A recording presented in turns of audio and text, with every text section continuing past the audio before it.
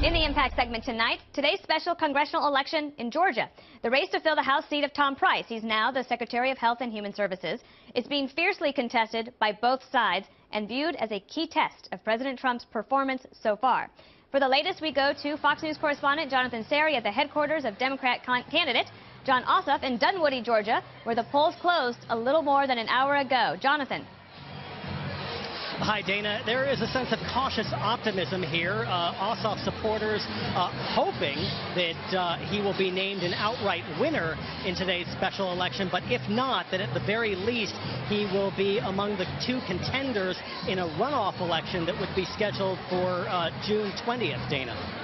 And Jonathan, I see some dancing in the background. Is that because, do they have any insight? I mean, the polls closed an hour ago. Do they have any indication of what the results might be, or they are just hopeful?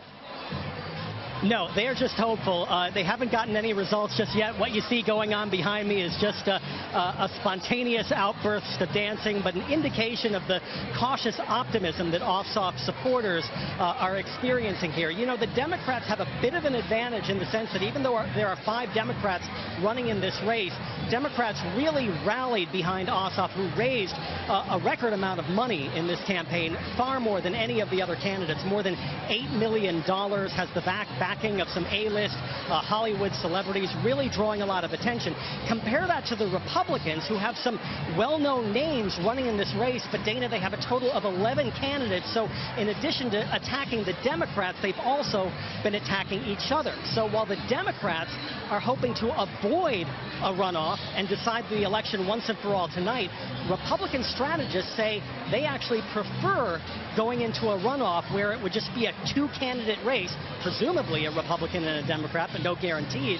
And in that case, they believe they would fare much better. All right, Jonathan, keep us updated. Thank you so much. Will do. And joining us now with more on the implications from all this, pollster Frank Luntz. I'm so excited to have you in studio tonight because this is like that little snack that you get in between meals of your big elections. This is just like the special election that keeps your appetite whetted. I go for buffets, so my appetite is always whetted. Is that right? This is fascinating to me because this is a tough district for Donald Trump. It's a wealthier, better educated suburban district, a place where Trump did not do as well as Mitt Romney did. But intellectually, ideologically, it's perfect for Trump in terms of where people stand. Second is that you have Democrats all across the country actively participating in town halls. There was one that was held last night in Congressman Jeff Denham's district in California, very close to where that shooting happened. And they've come to protest. They've not come to ask questions. They've come to essentially disrupt. And then third is that so much money is flowing into this district that it almost feels like a presidential race, even though it's an off-year election. So you're going to have a high turnout, a lot of advertising, a lot of people involved, and I do think it's a legitimate bellwether for what's going to happen next. Does it matter at all that he does not live in the district? He grew up in the district, he lives near the district, and that all this money has come from outside. I mean, does it really help him that Hollywood is behind it? By the way you just put it, no. This is going to be an ad against him. I can just imagine the 30 seconds that they're going to use against him. But in an election, in the first election, no, it doesn't matter. What matters is he's got name ID, he's young, he's articulate, and he is the contrast that the Democrats are looking for. And also he's talking about issues. I don't think the Democrats nationwide have done an effective job at challenging Donald Trump. It's been all negative. There's been no sense of real policy. Just like anger. Just exactly.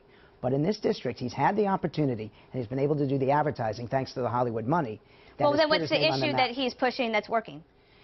He's talking about health care. And Republicans ought to be nervous because Obamacare had significant opposition right up through the election. But it's actually at its highest level of support ever today. And that indicates that the Republicans are not communicating effectively what their alternative is, and the Democrats have been very effective in trying to politicize the issue. But could the alternative be true? Have the Democrats raised expectations so high on this?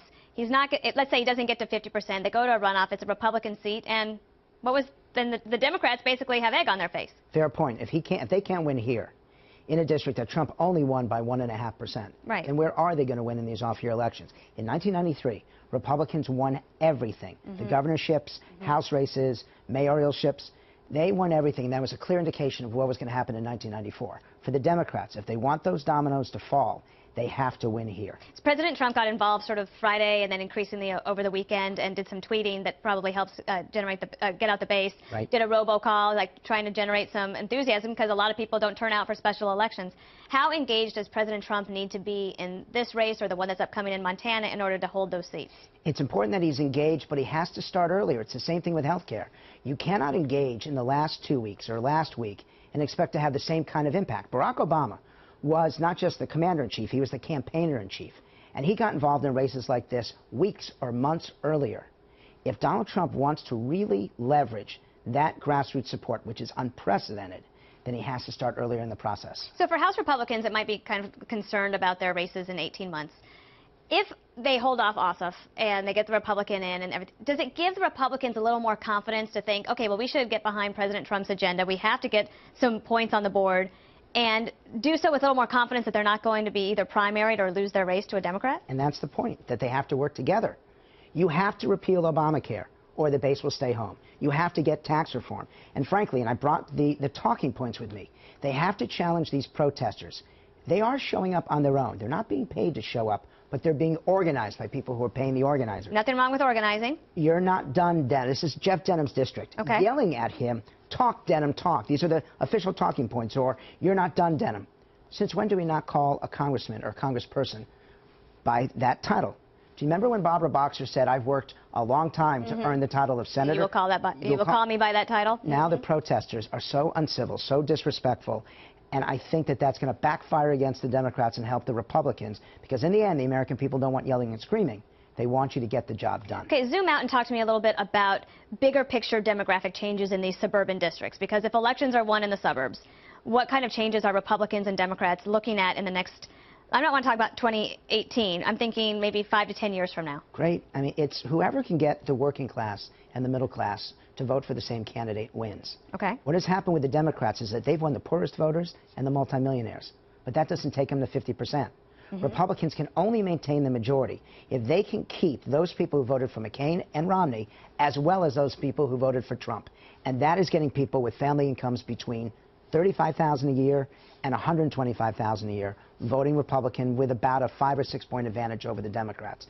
They have created a working majority for the long term if they keep those people voting together. And I will tell you that budgets matter to them, national security matters to them, and health care matters. How is candidate recruitment for the Republicans and Democrats? Because Ossoff is a young guy, 30 years old. He's sticking his neck out there pretty early. But he's turned out to be a very good candidate because he speaks well, he communicates well. I'm not looking for the governors to run for the Senate. I'm not looking for the state legislators to run for the House. I'm looking at people who know how to communicate, who know how to explain to the American people where they stand. Sounds like someone we know. Who? President Trump. You got it. Okay. I'm glad that I passed the test. You got it. All right, Frank, thank you so much. It was great to see you. And it's great to see you. Thank you.